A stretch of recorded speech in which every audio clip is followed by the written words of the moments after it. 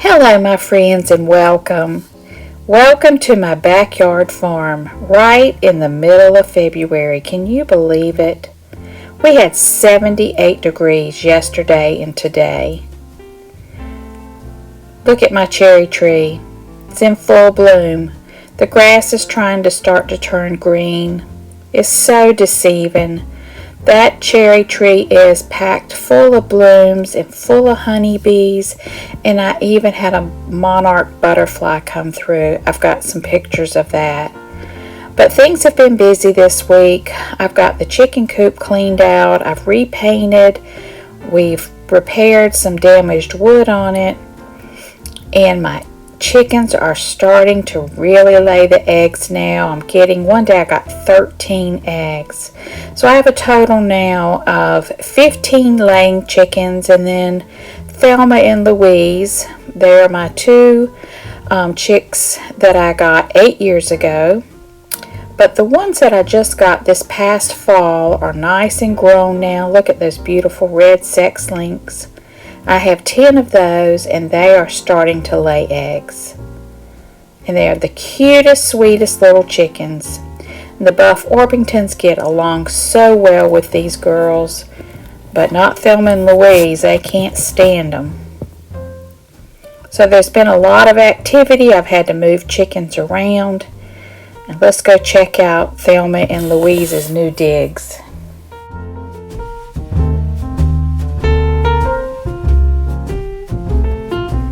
Hello, Thelma. Hello, Louise. These girls have been banished from the chicken coop over there. They're not allowed back in because they're bullies. They peck at the other girls. They block the doorway into the coop so they can't lay eggs. We've tried for 3 days. Oh, get up and walk off. I don't care, but you're banished. It's the way it is. Go on and hide. So here is Thelma and Louise's retirement home. This was actually the chick nursery, but I've had to move them over here because of their behavior. It's very nice and spacious. This is the downstairs kitchen and living area. They seem quite happy. They're spoiled. And then we have the loft. Nice sleeping quarters, nice and warm. So this is where they've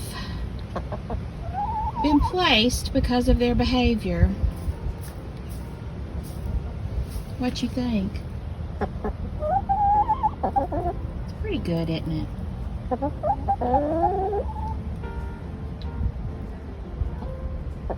Moving on to the garden, I just want to get out here and plant. I did get some bulbs in back in the fall, so this is tulips and daffodils, and this is primarily going to be flowers so that I can draw in some pollinators. I did get my Chinese cabbage and bok choy milk jugs hung, and they are doing great. I just used a zip tie with the handle of the milk jug, and then we screwed them into the 2x4 just for some extra stability. But I am really looking forward to growing Chinese cabbage, bok choy, and spinach, and even lettuce in these. I'm still saving my milk jugs, and I'll just keep you up to date on the progress of this. It's kind of really neat looking. So that's something new that I've put out. And I'm going to be planting some more cabbage and red cabbage probably next week. But let's move over to the other side of the yard where I have my big in-ground garden. And I'm going to be setting up these containers for potatoes. So I've emptied the dirt that was in the containers, and I have 12 of them. For Valentine's Day, my husband got me some compost, some vermiculite, some cow manure, and I went to town making a new soil for the buckets that I'm going to be growing the red potatoes in. Now last year I had these in the ground and the moles ate most of my potatoes. So I'm going back to the buckets. And in this box I'm mixing some of the dirt that was in the buckets. I'm adding some fresh cow manure compost.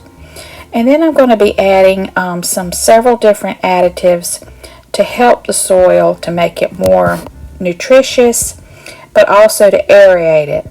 So I'm adding in 2 big cups of play sand. And then I've got some vermiculite, and that helps to loosen heavy soil and just make it easier for the potatoes to grow underground.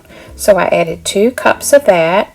Now I have my favorite organic fertilizer, which is Garden Tone.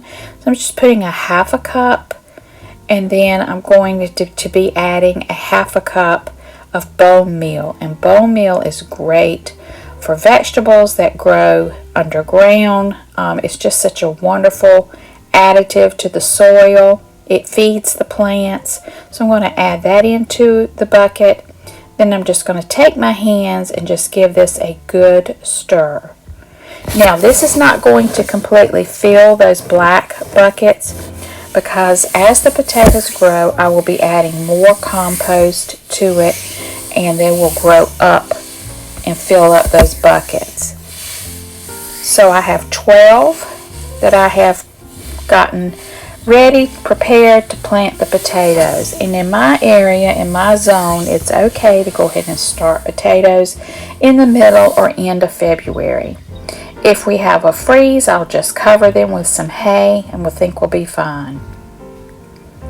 And there are all the buckets. You can see the soil level is kind of low, but I will keep adding soil as the potatoes grow.